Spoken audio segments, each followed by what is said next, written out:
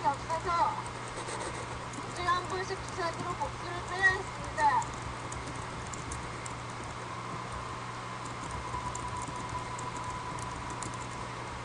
그 한 번의 치료를 받는 비용이 제가 파라가이에서 24평 아파트 월세 비용이었습니다.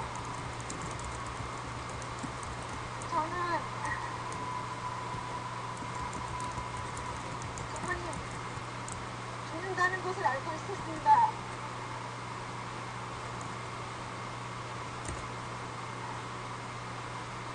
저는 그곳에서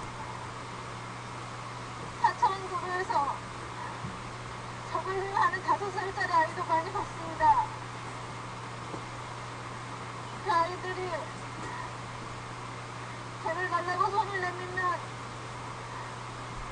우리나라 돈 100원밖에 주지 못했습니다. 파라가이랑 한국 돈 물가 차이는 5배라서 얼마든지 줄 수 있었지만 그 아이들에게 많은 돈을 주면 그 아이들 뒤에 있는 어른들이 빼앗거나 아이들이 마약을 산다는 이야기를 들어서 많이 줄 수가 없었습니다.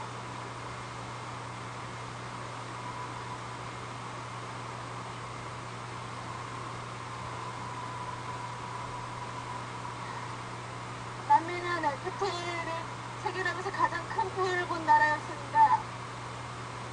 남미가 사용하는 언어는 스페인어고 그 누구도 영어를 배우려 하지 않습니다. 그리고 분명히 몇십 년간 우리나라의 우방이었을 겁니다.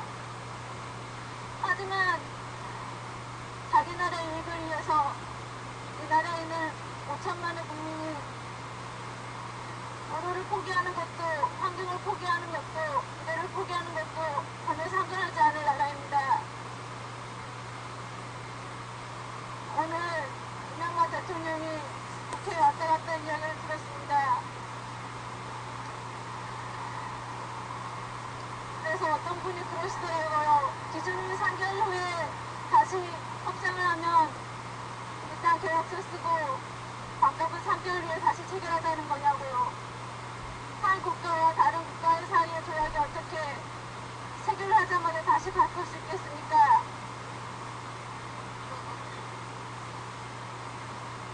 저는 요즘 거리를 걸을 때마다 파라가이에서 봤던 그 아이들을 봅니다. 제가 도와줄 수 없었던 아이들입니다. 더 많은 분들이 우리 아이들을 도와줄 수 있는 그런 2015년이 됐으면 좋겠습니다. 고맙습니다.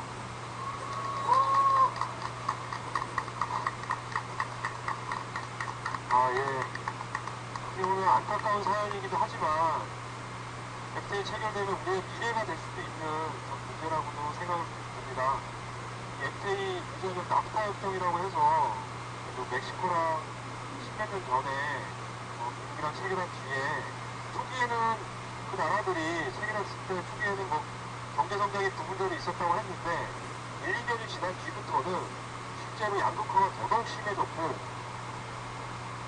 서민들 그리고 시민들 그리고 99%에 해당되는 사람들은 더더욱 어려운 처지에 놓이게 됐다고 합니다.